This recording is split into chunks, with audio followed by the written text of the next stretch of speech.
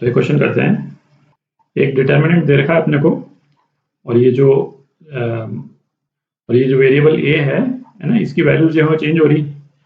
हमको क्या प्रूव करना है कि समेशन ऑफ द डिटर्मिनेंट ए की वैल्यू ए 1 से n तक जा रही है ना, ये कांस्टेंट आएगा।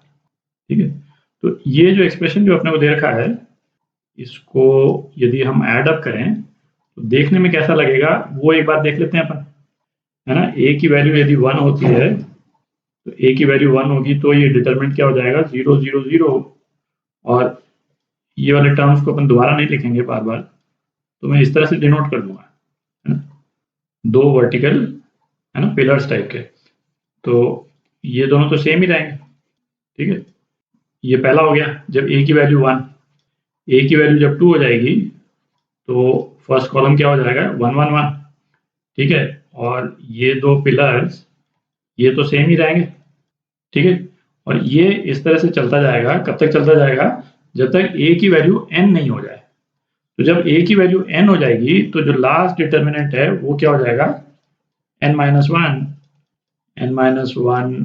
Whole square, n minus 1 whole cube, और ये जो बाकी जो दो कॉलम है वो तो सेम ही है। ठीक है, कुछ इस तरह की सिचुएशन है जो अपने को दे रखी है।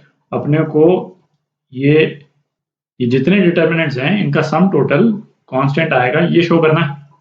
तो अब इन सारे डिटर्मिनेंट्स में केवल जो पहला वाला कॉलम है वही डिफरेंट है, बाकी दोनों कॉलम तो सेम ही है। ठीक है, अच्छा, इसको करने के पहले एक बार अपन एक चीज देख लेते हैं कि जैसे डिटर्मिनेंट को जब अपन स्प्लिट करते थे तो उसमें एक्चुअल में होता क्या था कि मतलब उसका लॉजिक एक बार दोबारा देख लेते हैं, ताकि इसको ना अपन जब ऐड करेंगे तो अपने दिमाग में क्लियर रहेगा कि अपन कर क्या रहे हैं, है ना। A1 प्लस A2, और यदि A3 प्लस A4 और A5 प्लस A6 सपोज, है ना, ये फर्स्ट रो है, और सेकंड रो है ना B1 B2 B3, और थर्ड रो है C1 C2 C3। ठीक है, इस डिटर्मिनेंट को जब अपन खोलेंगे तो क्या होगा, A1 plus A2 into cofactor ही लिख रहा हूँ सीधा, है ना, इंस्टेड ऑफ ये B2 C3 वगैरह, C11 plus A3 plus A4 C12 plus A5 plus A6 C13, है ना, ये होता था डिटरमिनेंट।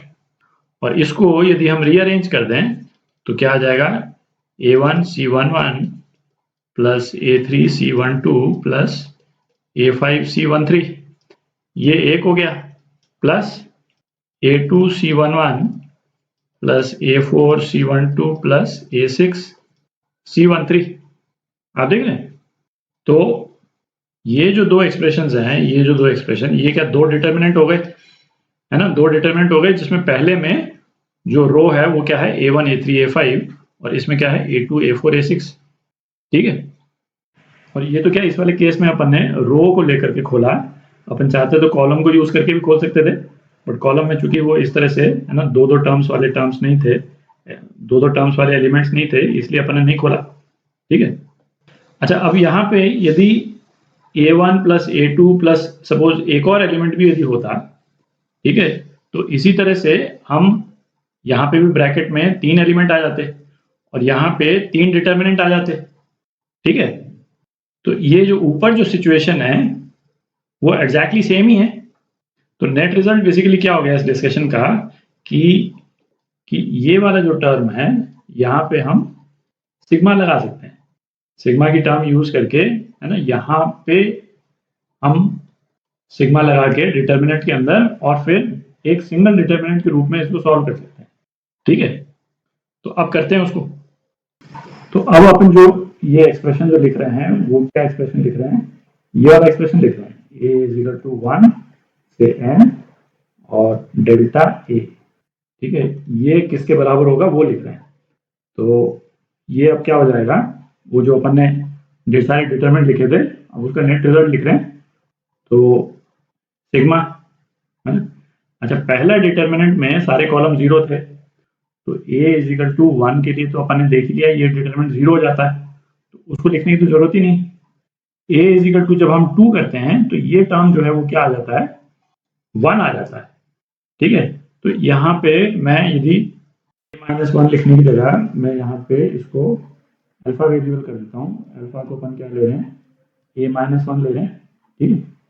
और ये अल्फा कहाँ से कहाँ वेरी कर रहा है, ये अल्फा वेरी कर रहा है अल्फा इज इक्वल टू 1 से n-1 तक वेरी कर रहा है, ठीक है। ये जब n हो जाएगा तो अल्फा जो है वो क्या हो जाएगा, n-1 हो जाएगा, ठीक है। और बाकी टर्म्स तो सेम ही है, n6 2n स्क्वायर 4n-2 और 3n स्क्वायर 3n, ठीक है।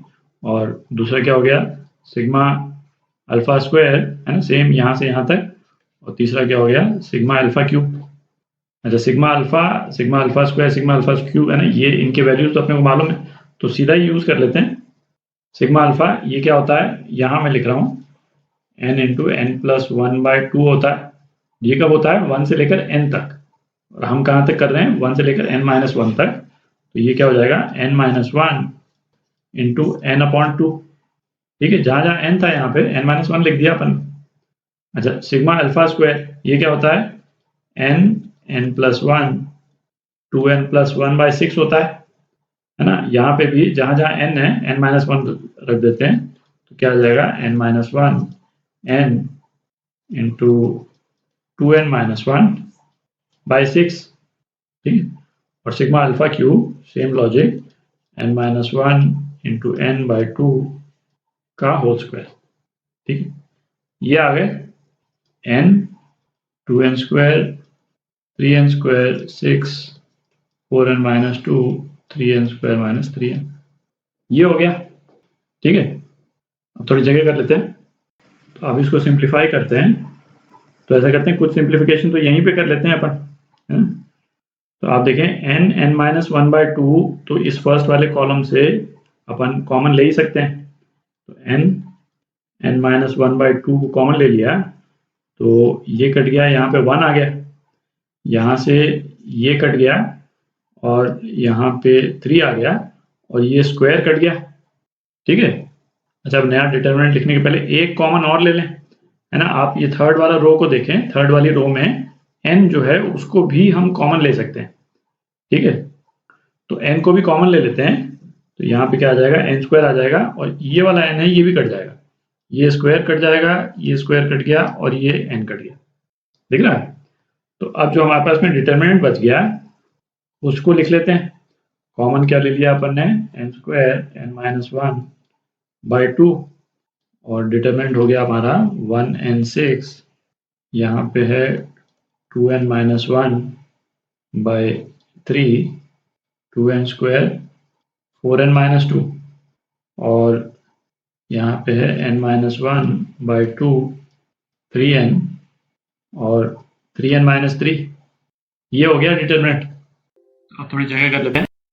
अच्छा, अब ऐसा करते हैं कि ये अपॉन 3 और ये अपॉन 2 वाले जो टर्म्स है ना, ये थोड़ा सा मतलब इनको सिंप्लीफाई करने में दिक्कत होती है, तो इसको है ना अपॉन 3 इसको भी कॉमन ले लें, तो यहाँ से हट जाएगा, यहाँ ऊपर मल्टीप्लाई हो जाएगा, ठीक है। तो ये अपॉन 3 वाली टर्म अपने कॉमन ले ली, तो ये 3 नीचे से हट गया, और यहाँ पे 2 की जगह क्या आ गया, 6 आ गया, और ये भी 3 से मल्टीप्लाई हो गया, तो 12n-6, ठीक है। और इस अपॉन 2 को भी हमने बाहर कॉमन ले लिया, यहाँ से हटा रहा हूँ, तो ये 6 हो गया, और ये क्या हो गया, 6n-6, ठीक है। तो अब जो चीज़ कट गई है ना, उसको मैं हटा देता हूँ, है ना, नहीं तो कंफ्यूजन होता है। तो ये डिटरमिनेंट आ गया अपने पास में, ठीक है।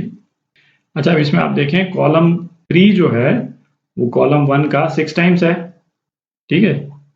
तो या तो कॉलम 1 को 6 से मल्टीप्लाई करके इसमें से माइनस कर लें, या फिर 6 कॉमन ले लेते हैं, है ना। 6 कॉमन ले लिया अपन ने, तो 6n स्क्वायर n-1 अपॉन जो भी है ना 12, तो ये हो गया 1 2n-1 n-1, और n 6n स्क्वायर 6n, और ये 1 अगेन 2n-1 इंटू n-1।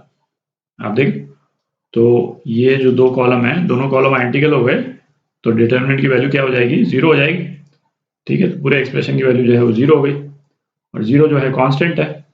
तो ये हमने प्रूव कर दिया कि ये जो सिग्मा डिटरमिनेंट है ये कांस्टेंट है ना? तो ये आपका आंसर